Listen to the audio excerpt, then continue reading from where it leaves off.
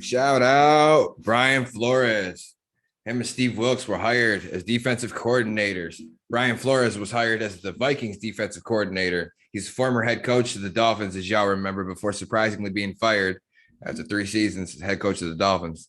2019 went 5-11, 2020 10-6, 2021 9-8, 2 winning seasons in 3 years. He swept the Patriots in 2021, remember, but they canned him that year. They canned him after winning 8 of the last 9, and they brought in Mr. Hold up. They brought in Mr. Vaporizer over here. Brought in Mike McDaniel, and Mike McDaniel just went 9-8 in his first year. So if y'all didn't know, Brian Flores worked under Mike Tomlin this past year as the senior defensive assistant / linebackers coach.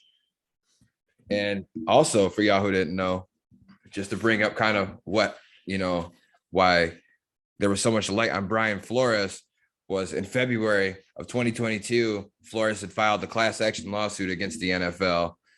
The NFL, the Giants, Broncos, and Dolphins organizations, actually, not just the NFL. Right. But he was claiming racial discrimination. The Giants and the Broncos basically for hiring a head coach before interviewing minority candidates. And then he filed a lawsuit against the Dolphins for supposed retaliation for his refusals to tank, having 2 winning seasons in 3 years. And he was claimed he was offered $100,000 per game to lose by owner Stephen Ross of the Dolphins. We all remember, but for y'all who don't, but I just want to throw that out there. But Steve Wilks, new defensive coordinator of San Francisco 49ers, he joined that lawsuit too, as a matter of fact, and that following April, along with NFL assistant Ray Horton. So it's good to see both of these guys get hired on. But what do you think of the Brian Flores before we go to Steve Wilks? I feel like he should have got another job somewhere else as a head coach. It was so many positions open, but that goes with a lot of the black coaches. They don't want to give him a position of power like that. So, I mean, it's okay that he's got a defensive coordinator because they definitely needed some defense over there at the Vikings because they got shellacked by the Giants. They could have used them last year. You feel me? Like they could have used them whatever. They could have used him for quite some years.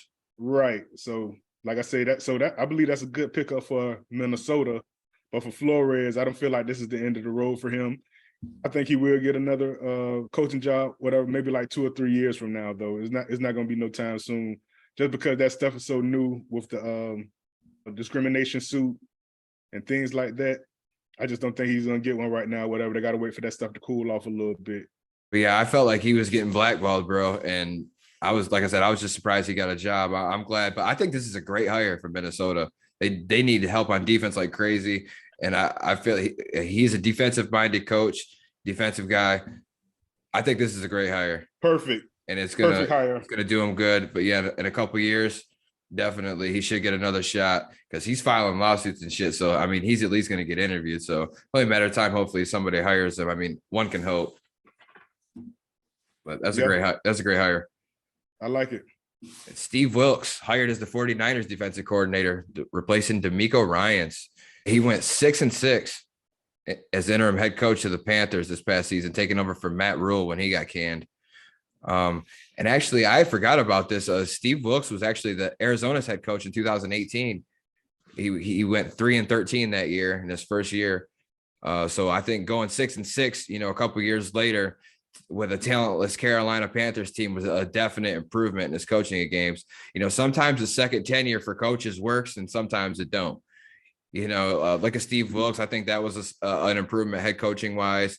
Dan Campbell, the same thing. He took over for the Dolphins years ago. Then he came back obviously to the Lions, and we had a first losing season, and then now we got better. So sometimes it works like them two guys. But if you're Todd Toilet Bowles or Dennis Allen, it might not work out so much in your second tenure. But I digress. But I think Steve Wilks is another good hire, man. How do you feel about him?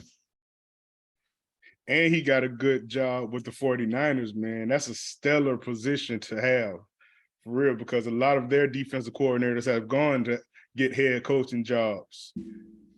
So that's gonna be great. That's gonna be great for him. Like I say, man, I feel like he should have got a shot at that Carolina job for a year or two or whatever, because he had that stuff going on. But we just talked about him last week. But you know, they just want to get rid of people, whatever, just get a new face in, you know, for real, some talentless wonder or whatever who won 12 college games out of the last 30 and let them be the head coach and run everything down to Another the Cliff ground. Kingsbury. Yeah. Exactly. So You know, like I said, it's the same thing, man. It's a merry-go-round, man, for real. So everybody goes around the league a couple times, then you get tired of trying to go all these different places, whatever, and then you just be like, man, fuck it, I'm out, you know?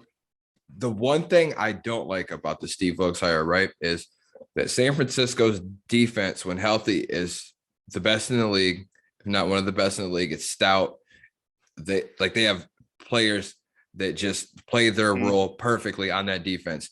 They have overall the best defense, if not a top 3 defense, top 5, whatever you want to call it. But that being said, if that defense isn't top 5 next year in his first year, they're gonna let him go, bro. He's gonna be on fire already. You're gonna have a hot seat already, right? Coming right in. The defense, you have too much talent. They're too good for, for them to be, just barely top 10 or not even top. If they go mediocre, you got a big problem with the talent that San Francisco has on defense. So if you see a significant drop off, that's going to be problematic for Steve Wilks in a first year hire. But I trust he'll do good. I think he'll do all right there. And on the flip side of that, it's not as big of a concern if you're Brian Flores, because if the Vikings defense is like 15, 20, I mean, what they're going to be like, oh, that's a normal 27th. Right. It was 27th overall. Bro. Were they that bad this year? Yes. Oh, man. That last game, that was 27th overall. Lord have mercy. Yes. Bottom 5. I learned something today. That's crazy, man. Yeah, so if you do anything, man, you get one more. You draft one guy, or whatever, that can get 2 sacks or whatever, man. You'll be top 15. That's it. That's all it's gonna take. That's bad. That's all it's gonna take. Yeah, that's bad. So good hires on both accounts. Shout out Brian Flores. Shout out Steve Wilks. Like to see both of y'all get head coaching opportunities. We need to get more black head coaches, man. We only got 3 black head coaches in the league. Right. Yeah. What do we say? Mike Tomlin, Toilet Bowles, Todd Bowles, and Mike McDaniel. For y'all who don't know, Mike McDaniel's mixed. Mixed. Yeah, I always thought he was Spanish too. I just actually learned he was mixed. But yep, 3 black head coaches. Need more. Not enough.